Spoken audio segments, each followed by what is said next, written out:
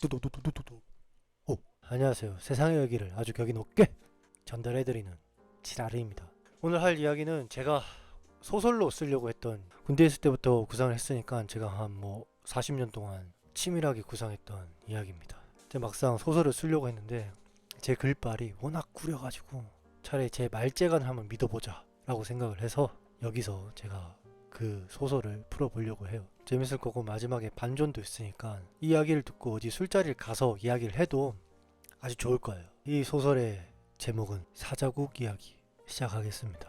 아주 먼 옛날 한 마리의 사자가 살고 있었어요. 그 사자는 영물이라서 보통 사자가 아니었습니다. 이 사자의 능력은 정말 많은데 그 중에 하나가 땅을 비옥하게 해줘서 인간들이 농사를 잘 짓게 할 수 있도록 도와주는 능력을 갖고 있어요. 사자가 살고 있던 마을에서는 사자 덕분에 농사 걱정 없이 아주 잘 지내고 있었거든요. 하지만 우리 인간은 어떤 종이겠습니까? 욕심이 끝이 없는 종이죠. 인간들은 농사를 더 빨리 짓게 하는 기술을 만들었어요. 개발을 했지. 그러다 보니까 점점 사자가 별로 중요하지 않게 됐어요. 사자를 숭배했던 사람들도 점점 등한시하고 한 번씩 흉년이 찾아오면 사자를 겁나 욕을 했어. 그런데 사자 입장에서는 어쩔 수 없는 게 농사가 잘 되려면 땅이 비옥해야 되잖아요. 인간의 기술들이 워낙 발전을 빨리 하다 보니까 그 농사 짓는 땅이 영양분을 충분히 채울 수 있는 시간이 너무 부족한 거예요. 그래서 어쩔 수 없이 사자가 땅을 쉬게 하려고 흉년을 준 건데 인간들은 그거를 잘 몰라. 욕을 할 수밖에 없어.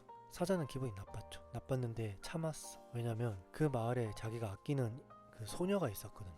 그 소녀는 엄마 아빠 없는, 가족이 없는 고아라서 늘 사자를 보러 와요. 소녀가 사자를 찾아와서 말동무도 하고, 그 사자는 그게 좋고 싫지 않았어. 사자는 그게 싫지 않았어. 소녀가 그 마을에 혼자이긴 하지만 어쨌든 사람이니까 사람들과 함께 살아야 되잖아요. 그 소녀를 생각을 해서 화가 나도 인간들을 어떻게 하질 않았어요. 그런데 어느 날 그 소녀가 그 마을 사람들한테 집단 폭행을 당해요. 정말 피투성이가 돼가지고 쓰러져 있었어요. 사자가 그걸 보고 도저히 참을 수가 없게 된 거예요. 그래서 사자는 그 마을 사람들 전부 죽입니다. 그 마을을 완전 피바다로 만들어 버려요. 그 마을 사람들 전부 죽이고 그 소녀와 함께 삽니다. 그리고 함께 살아서 둘 사이에 자식이 생겨요. 사자와 아이가 어떻게 자식이 생기냐 그런 디테일한 질문 하지 말기. 첫째는 아들, 정말 건강한 아들. 둘째는 정말 예쁜 딸입니다. 그래서 이 사자 가족은 자기네들끼리 알콩달콩 잘 즐겁게 살아요. 그렇게 잘 행복하게 살다가 첫째가 어느덧 청년이 됐어. 그래서 혼자 사냥을 하다가 어떤 한 인간 아이를 만납니다. 그 사자 아들은 인간 아이를 보고 나서 가슴 깊이 무언가를 느껴요. 그 느낌을 계속 헤아려 보니까 나는 사람이구나. 나는 사람들과 함께 살아야 되는구나. 라는 거를 깨닫게 됩니다. 아들은 아버지 몰래 엄마랑 자기 동생을 데리고 도망가요. 사자는 그걸 뒤늦게 알게 되고 슬픔과 함께 분노를 느낍니다. 그리고 했던 행동은 사람들이 사는 마을에 찾아가 사람들을 죽여요. 눈에 보이는 사람마다 죽입니다. 그렇게 며칠을 죽이고 나니까 그 나라의 국왕이 그 사실을 알게 됐어요. 국왕은 이 문제를 해결하기 위해 나라에 있는 용사를 모집합니다. 이 잔혹한 사자를 죽일 수 있는 용사 모집 포스터를 딱 걸어요. 용사 모집. 사자를 죽일 수 있는 용사 모집합니다. 사자를 죽이면 큰 보상이 내려질 겁니다. 그 나라에는 사자를 죽이기 위해 많은 용사들이 모입니다. 하지만 모두 사자에게 죽임을 당합니다. 국왕은 정말 안타까워하고 슬퍼하죠. 도대체 이 나라의 이 재앙을 어떻게 해결해야 될까? 저 잔혹한 사자를 어떻게 처단할 수 있을까? 그러던 중 한 젊은 청년이 나타나게 됩니다. 제가 사자를 죽일 수 있습니다.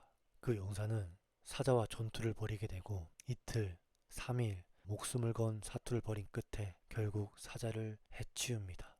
수많은 용사들이 나섰지만 해치울 수 없었는데 이 청년이 그걸 해결해 줬어. 국왕은 너무 행복한 거야. 파티를 열어요. 그 파티에서 이 일을 축하하며 정말 술 한잔 하면서 국왕은 사람들 앞에서 청년에게 물어봅니다. 이복의 청년, 수많은 용사들이 그 사자를 처단하겠다고 나섰지만 모두 죽임을 당했지. 하지만 그대는 어떻게 사자를 무찌를 수 있었나? 그리고 그 청년은 무겁게 입을 엽니다. 사실 그 사자는 제 아버지입니다. 저는 제 아버지를 죽였습니다. 그 청년의 말에 파티장은 조용해졌어요. 그리고 국왕은 난처해졌습니다. 사실 그 나라의 가장 큰 죄는 부모를 죽이는 죄예요.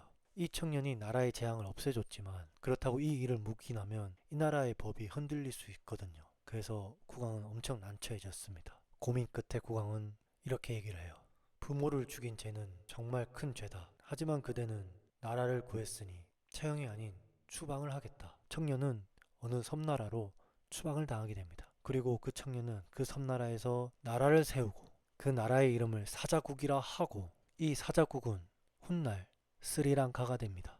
예, 이거 스리랑카 신화입니다. 제가 이야기를 재밌게 만들려고 MSG를 좀 치긴 했지만 이 이야기는 스리랑카 신화입니다. 또 스리랑카 신화니까 어디 술자리 가서 풀 솔로도 괜찮을 것 같아요. 자, 오늘은 짧게 여기까지 하고 오늘도 해보 굿데이.